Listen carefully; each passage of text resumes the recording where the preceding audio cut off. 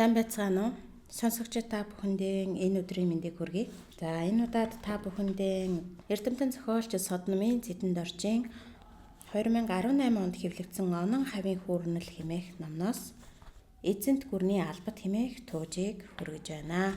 Бурхан халдун уулын тахилга болж өнгөрмөгц хан тэнгэр хайрхан ууландаа өргсөн. Тахилгын эдээнээс их хаанда хүргэх алба ноогдсон 3 эр замдаа гарцгаалаа.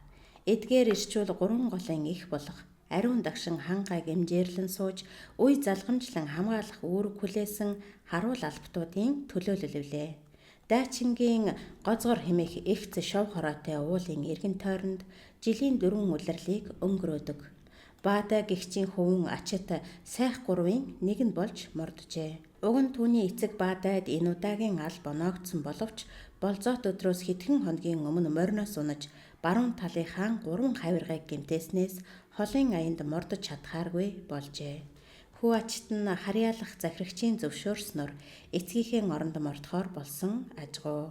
18 насныхаа ойг өнгөрөөгөөд байгаа ачит өсөглөн чийрэг бие хаатай чадал тэнхээ суусан залуу тул үүрэг залгуулах алсын аянд мордох болохт нь эргэлзэх татгалзах хүн гарсангүй. Хаа хол байгаа Хувлай хааны ордонд хүрэх газар үзэж нүд тайлах гэдэг залуу хүүгийн хувьд тун сонин бөгөөд аз тохиосон явдал яахаргагүй мөн байлаа. Тайлгын эдээнд онон мөрний хөлгүү цэнхээлүүдийн усыг санагдуулам ногоон туяатай хорц Чингис хааны бурхан халдун хайрхандан өрөвдөг байсан шар тос хатаасан өрөм ааруул ээзгийн зэргийг заавал багтаана. Хорц болон шар тосыг тус улаасан ул таглаатай үйсэн саванд хийж ямааны дотор өөхөөр ул таглааны заагийг нь шавж лацтана.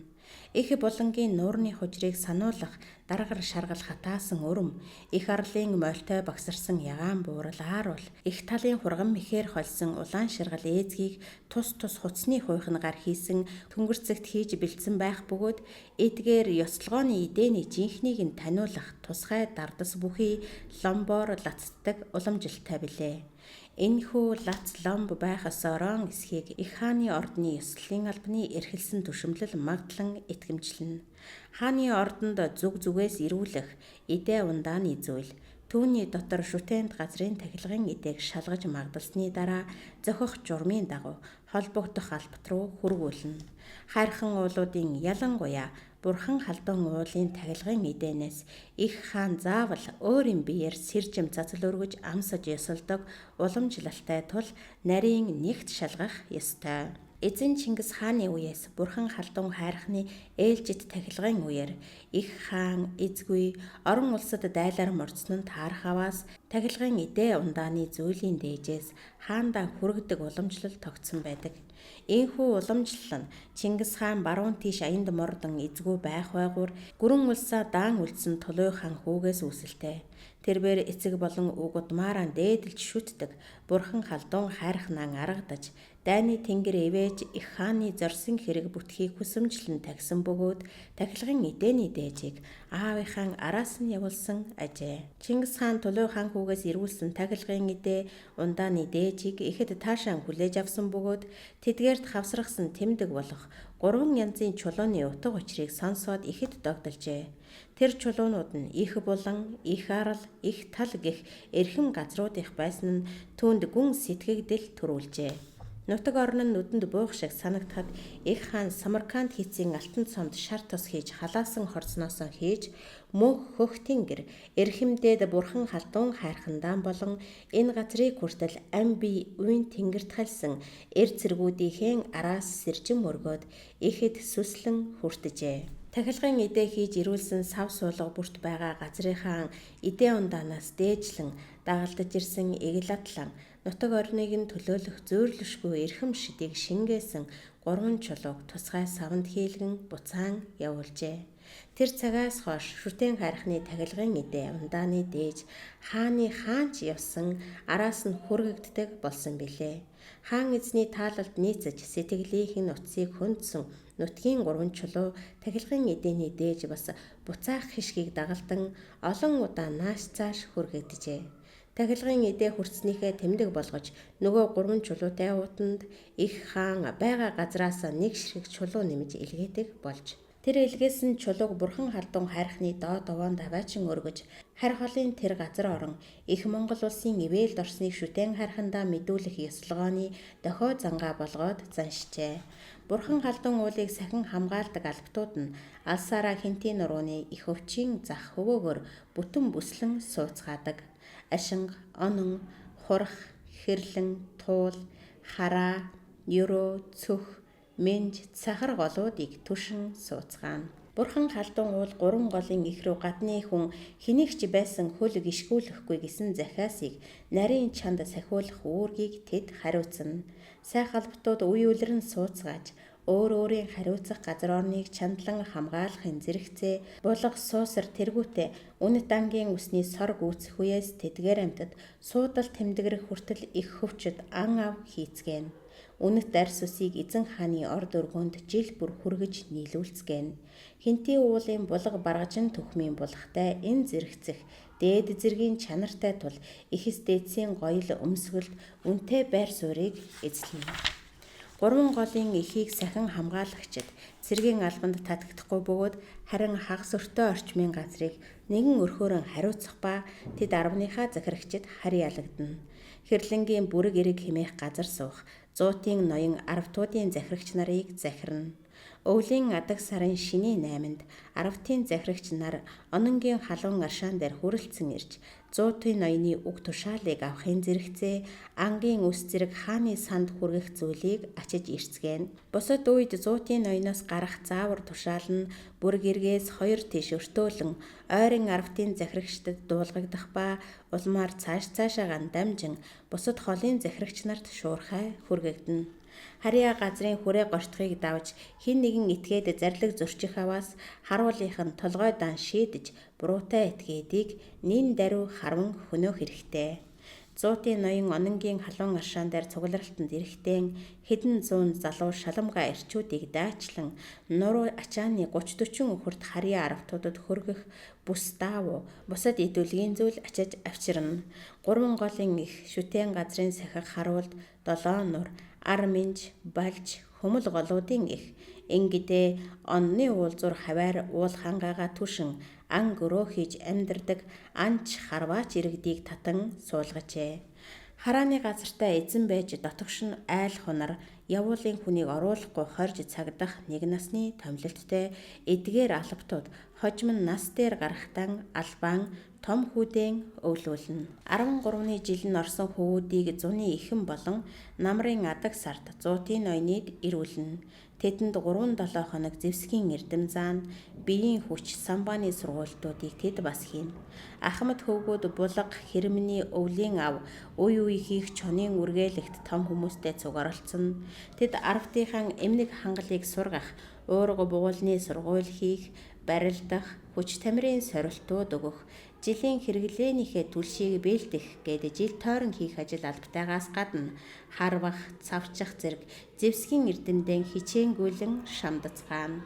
Олон хөвөдтэй айлын ал бөвлөн залгах хөвөнөөс бусд нь нас бие гүйцэж өрөх тусгаарлахдаа хараа хамгаалтын хүрээнээс гадагш нүүн гарч амьдрах журамтай. Тэд бусад эрчүүдтэй л адил харьяа нутгийн цэрэг иргэний захиргаанд орж цэргийн болон бусад ал бүрэг хүлээн. Арвтын захирагчид шадарлаж цугларах болцоод сар бүрийн шинийн 22-ны өдөр цугларалтанд эрчүүдээс гадна 16 наснд хүрсэн хөвгүүд хүрэлцэн ирнэ. Тухайн цаг үед хамжин хийж нуглах аж ахуйн ажлаас гадна хүн бүр толгой дараалан морины давхиан дунд хөдөлгөөнтэй хөдөлгөөнгүй байг харвах, холойрд харвах, сорилгыг давах, сэлмээр цавчих зэрэг зэвсгийн эрдмийн сургууль хийцгээн. Арвтаараа юм уу арвтууд нийлээд үе үргээлэг гэж боохоо намцгаана. Иймэрхүү дэг журамтай харуул албатуудын хариуцдаг чухал албаны нэг нь бурхан халдун уулын тахилга юм. Их тахилгын 4 жилдээ нэг удаа хийнэ. Тахилга болоход их хаан оролцох боломжгүй бол нутаг орондоо байгаа хан хөвөөд зүүн түмний ноён зэрэг ихсдээдэс оролцоно. Тахилгын эслэгоо зэргийг харуул зуутын ноён хариуцсан явуулна. Энэ удаад тахилгын дээжийг шандын шар талд орших Хубилай хааны шандуу ордноо хүргэх эрчүүд морин сарын шинийн 7-ны өглөө аяны 4-нд хөл тавьж мордцоолоо. Өөр эрт унаж хавсраг шуурга бахтай сайхан хавар болсон тул ногоо эрт цухиж могойсоор гарахад адуу хонь хэдийнэ ногоонд цаадчихсан байв. Бурхан халдун хайрхнаа хөхөө донгоцны дараахан дахиж өргөл өрөөлөн өргөх гуйлт хүсэлтэнд дуулгах ёслогоог журам 9-оор нь үйлдсэн билээ. Тахилга товлсон өдөр болоход хангаа дэлхий тэр чигээрээ ногоорч алс руугаан хөх ногооны үнээр татаад сайхан цагтаа нэгэнт золгосон дон цуглаж ирсэн хүн зон бүгд баяртай байлаа. Хур хүчтэй онд тарган орсон шандаслаг хүлгүүдээсээ хүн бүр 3 морь шилэн барьж их халуун шатаагүй үеийг тааруулан өмнө зүгийг барин замд гарцгаав. Хэрлэнгийн зүүн бие тэнүү хавар нутаглах харуул арвтын захирагч сүх химэх эдэр дунд насны ир хааны ордон зоригсдыг ахлах үүрэг хүлээжээ. Энэ удаагийн холын аянд явах багийг толгойлох сүхэд өнгөрсөн өвлийн цугларалтын үед зуутын захирагчаас хамт явах эрчүүдийнх нь томилгоог нэр зан хэлж өгсөн ажээ. Сүх ачид хоёроос гадна ноён уулын харуулын борогтоон гих эдэр залуу ир аянд мордов. Тэд бурхан галдууны тахилгыг хийснээс хойш 7 хоноод замд гарчээ. Тэд тус 3 цагаан морьтой, ногоон дээлтэй, сүх улаан залаатай, нөгөө хоёр нь улаан оройтой хар хөвөөтэй малгайтай. Тэд ном садгаан агсаж, тахир сэлэм зүүсэн ба аяны богц, бусад яман хөдөлгөө мориндон тэгнсэн байлаа. Зам холтол шамдангуй явж их халуунаас өрсөх бодолтой замын явдлаа бодож тооцоцгоожээ. Зуутын ноёны зүгээс их хааны ордонд хүрэх ангийн ус, баавгайн донд хүдрийн заар зэрэг зүйлийг 12 моринд нуруу ачаагаар ачав. Солоны 20 морийг сул тухаар бодолцож бэлдэжээ. Аянчдын туулах зам хол бараг 30 шахуу. Дөт замаар бол 28 орчим өртөө газар билээ. Хоног хугацаа алдахгүй тулд хошуучлагч маягаар нэг морьтон төрүүлж, нөгөө хоёр нь ачаатай болоод сулмордон туун явцгаана. Хошуучлагч нь буудлах газар төрүүлэн хурч, хоол цагаан бэлэн болгож саатах цагийг хэмнэнэ. Замын байдал гайгүй бол хоногтон аль болох ахиухан явж, зам хороох, бартаа ихтэй газар бороохуртай үед өртөөнөөс баггүй зам туулахыг зорино. Унаа морио цуцаахгүй тулд өртөө хэртээ яваад солино. Хот балгад таарах үед хөдөлгөөний морьдон заавал барих ба элдв халдлагаас зугтах бол сэлгээний унаагаа бэлэн байлгах учиртай байв. Хоноглох газраа нэг нь морьдон хончилж хариулна. Явдал дундаа бугуй шидэм морьдон барихтаа хин нь чадамгай тул тэдний явдал төлөвлснөөр бүтэж байв. Өндөр хаан уулын ард шорвог нуурын хөвөөнө хоноглоод мордох үед нь зүүн хоошоо чихтэй урт жалгыг уруудаад нэгэн амтнд түүний араас цагаан адуу бас унга яваад байгаа харагдав. Ачит тэр одоо юу вэ? Очиж үзээд ирээ да гэд мордод давхичихлаа. Сүх борогтон хоёрыг мордон туугаад 2 саахал тэртээ явсны дараа ачид хилэн хар унахтай цагаагч гүг туусаар ирэв. Тэрээр нэг хөгшин 3 дахь чон гүү унаг хоёртой эргүүцэлдээд л байж. Гүү хулмайн дайрахад чон хэсэг гүйснэн эргэж унганд санаархаад. Тэгээд л гурвуулаа уяатай юм шиг яваад байж. Чон чадал муутай болсон ч намайг харангуутаа цааш буруулж одлоо. Би энэ хоёрыг туугаад ирлээ. Оригчих бол чон хэдийгээр хөгшин ядруулч гэлээ. Гин алдуулж унгыг муул харгаан олж магадгүй. Айл амтан бараадуулсан дээр баха гэлээ. Унаг нэлэх юм байна. Холын явдал даахгүй дээ. Айл таарна биз гэж сүх ахлагч бодоод юм хэлсэнгүй. Зам урагшлахын хэрээр тал хээр үргэлжлэн газрын байдал 50 уужуу болох авч хэрлэн голыг өнгөрснөөс хойш гол ус ховор ундны гашаалд унахгүй тулд асууж сургалах хэрэг гарч байв. Замд таарсан унахтай гүг айл бараадуулах гэсэн боловч хэсэгтээ аян таарахгүй явсаар нэгэн жижиг нуурын хөвөнөөс суух айлд бууж учраа хэлж үлдээлээ. Буцах замдаа авчивна сайн харж байгаарэ гэж өөрөөсөө арай дөөмөд хөвөнд захиад ачид мордлоо.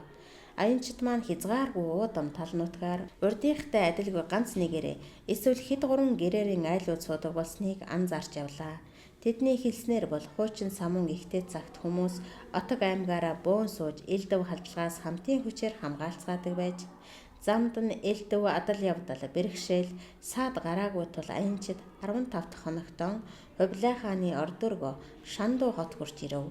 Хотын том дөрвөлжин хэрмэн хашааны цамхгуудад харуулууд байх бөгөөд гол хаалган дээр хурч ирцгээгээд хэрэг зөргөөн дуулгалаа. Хэсэг болсны дараа нэгэн хүн ирж тэднийг дагуулan явж өөр хаалгаар дотгош оруулсан ба цаана нь харагдах дотоод хэрэмний хаалганд хурч ирэхэд хідэн хүн морь малыг нь хүлээн авав. Хаанд хүргэх шүтэн харихны тахилын дээж бүхий аяны жижиг богцыг нь шалгаад сүх ахлагчд авч орохыг зөвшөөрлөө. Тэднийг нэгэн тогттой өргөнд оруулж тэр даруй хоолунд өгч маргааш өглөө хүртэл эндэн амарч тоглох тухай шийдвэглөө. Үдсэн харсан бүхэн шин урд өмнө дуулж ч байгаагүй. Санаанд багтамгүй зөөлүүдтэй таарч байгаа болохоор мөнөөх 3 эр нэгэсэнд балмагдах, айж ширвэгдэгч шиг болж байлаа.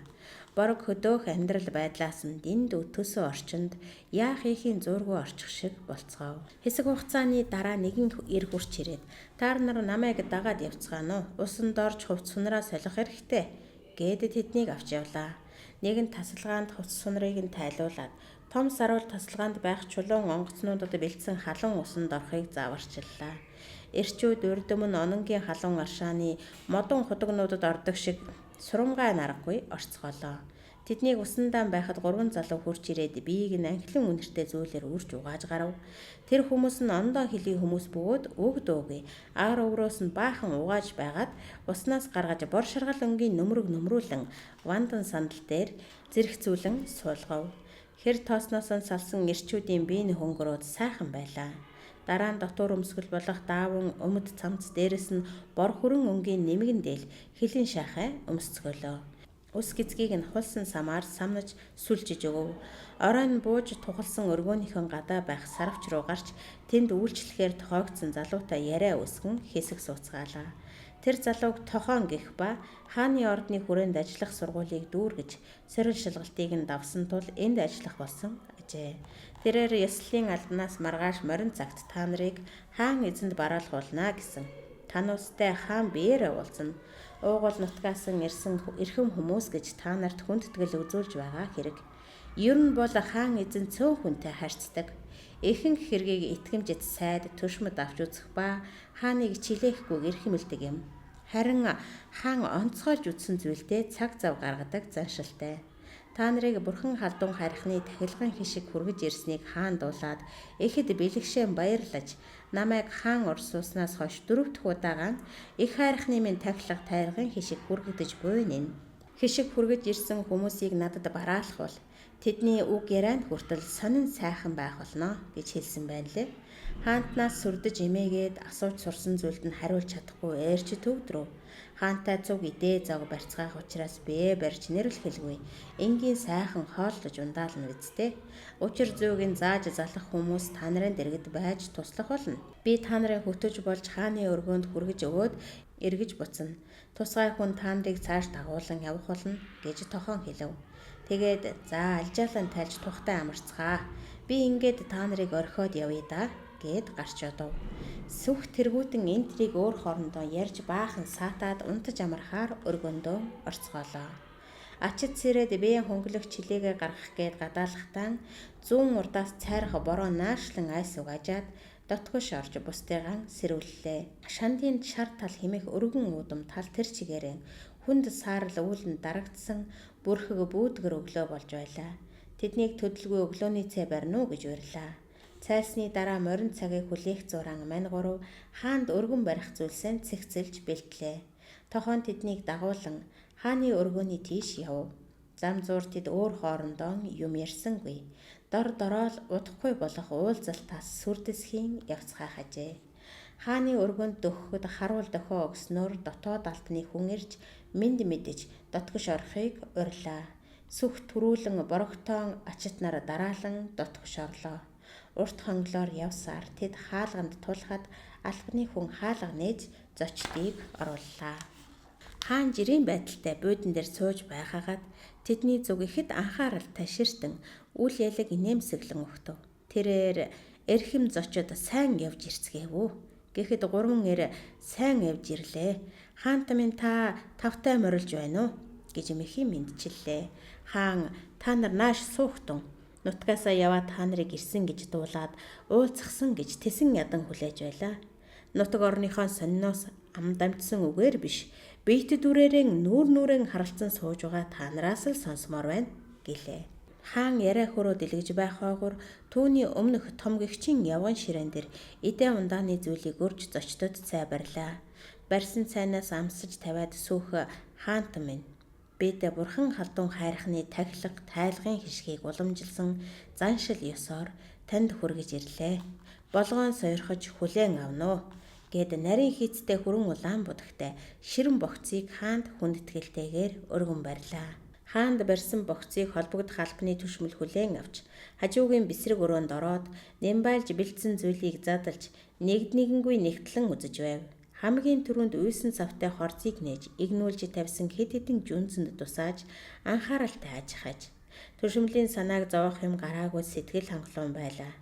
Дараа нь бусад эдээний зүйлүүдийг ээлж дараалан шалгав. Дагалдан ирсэн 3 жижиг чулууч түшмэлийн гараар орж шалгагдав. Дараа нь сайх түшмэл нөгөө 3 чулууг төрүүлж хаанд барьсан ба бусад зүйлийг бас авчирч тусгай жижиг ширээн дээр тавилаа. Хаан чулуунуудыг барилж үзэж байснаа духандаа хүргээд төрлөх орон дэлхий минь гэж бүгдэд дуултахаар тод чанга хэлв. Тэрээр 3 чулууг гараас нь салгасангүй. Түшмэл хишгийн эдээ ундаа тавьсан ширээг дээрээс нь үйсэн савтай хорцыг авч тун энгийн хийцтэй бор шаргал үндсэн аяганд айгалж хаанд барьлаа. Зочдод дотор газрын өтгөн хүрэн архинаас нарийн хийстэй шаазан хундганд хийж барьлаа. Хаан шүтэн хайрхныхаа тахилга тайлгын хишгийг авлаа. Өвгөн эцэг минь 100 жилийн тэртээд 16хан настай байхдаа бурхан халдунг өглөө бүр милаасгүй. Өдөр бүр магтсгүй. Ургийн урагт минь ухаан мэдтгүй гэж тангаргалсан гэдэг. Тэрэл цагаас манай удмынхан энэхүү хүндэтгэл ёслолыг таслалгүй хийсээр ирсэн. Эзэнт гүрний маань хил хязгаар өрн дорндод их далайнуудын эрэг эрмэгт хүрч олон хилний хүнзэн эвээн олоод тав тухтай амар жимэр байгаа энэ цагт хаан надад төрж өссөн нутаг шүтэн хайрхнаасаа алсад суухын учир шалтгаан мундахгүй л их байх юм. Уугуул суугуул газар орны минь ард түмний аж байдал амгалан тайвныг элбэн тогтнуулах сурвалжит ноёд алтан ургийнх минь байгаа болохоор миний сэтгэл зовиоргүй. Энэ газараа сууж байна. Алтан ургийнхан миний чинхүү үнэнч албатууд минь. Их эзэн Чингис хааныхаа тангарыг таслалгүй уламжлал ёсоорон шүтэн хайрхнаа тайх ёслолыг сайхан хийсэн байна. Эцэг мөнхөх тэнгэр эх болсон газар шрондон шүтэн хайрхныхаа зулай дээрээс сүслэн өргсөн эдээ ундаанаас дээжлэн хаан надад ирүүлсэн нь урам зоргийг минь хөгжөөлөө. Сэтгэл минь хөөрч тун их баяртай байна би. За авааны ихэн таньдаа олзны ихэн мандаа байх болтугай гэд хаан 3 дахин сэрж мөргөөд аягтай сархтыг хүртлээ. Зочилж буй ирчүүдж хаан эзнээ даган хундахтай сархтаа хүртэв. Хааны оноож асуусан асуултанд сүх хариулж борогтон ачт 2 толгой дохин ахлагчийнхаа үгийг дэмжиж суулаа. Сүх 12 морин ачаагаан булга суусрын голдуу арьс ус авчирснаа дуулгалаа. Зуутын ноёны заавраар тусгайлан бэлдсэн хүдрийн заар баавгайн донд бугын зуулт алтан гагнуур тэргүүтэн эмийн ховор ургамал авчирснаа хэлв. Хаан сайхан загнаж зочдтой ярьж хөөрсөөр бараг бүтэн өдрийг өнгөрөөсөн бөгөөд за та нартаа тун их талархаж байна. Надад хандах хэлэх хүсэлт гуйлт байна уу гэхэд сүх ахлагч үгүй дээ. Бид ингэс хийгээд ард тийшээ яарвчлах хэрэгтэй. Хаан таныг маань эзэн тэнгэр ивэж байх болтугай. Бид нутаг орондоо хаан таньдаа бараалгасан тухайгаан зам зуурaan үзэж харсан сонин сайхнаа дэлгэх болно гэв. Харин ачид хаант минь би их талайг үзмээр байна. Үзэж дуулаагүй газар орноор явж сонирхмоор байна. Болох болов гэж гинт хилээтгэв. Хаан бүтгэл хүсэлт байна. Зөрөгтэй залуу юм аа чи. Холбогдох албаныхан чамд туслах болно гэв. Сүх борогтой нарын харснаас зэмлэл мэдрэгдэж байсан ч дотроо бодож байсан зүйлээ хаанд дуулгасандаа ачид харамсахгүй байлаа.